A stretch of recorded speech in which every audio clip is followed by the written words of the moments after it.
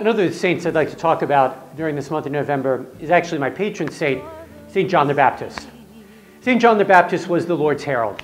He was the Lord's cousin. He had that special and unique role in the gospel to be the one to prepare the way of the Lord. And in the Gospel of St. John, we see John the Baptist literally pointing to Christ and saying, "Behold the Lamb of God. He must increase while I decrease." Now we may look at John the Baptist and think, I don't have a lot in common with that guy. I'm not the Lord's cousin. I wasn't called from my mother's womb for a special task. I've not been appointed by God. But yet all of us are called to be modern-day heralds. John the Baptist was the first herald, but we're called to walk in his footsteps, to continue to point to Christ to others. John's line in the gospel is a powerful one. He must increase while I decrease. Our lives as Christians are meant to point to Christ.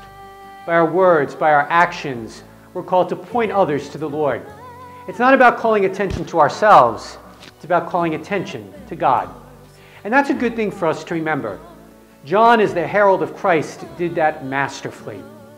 And we're called to imitate that in our lives, to make sure that our lives as disciples are pointing to the Lord, not pulling the spotlight on ourselves, but pulling the spotlight on Christ.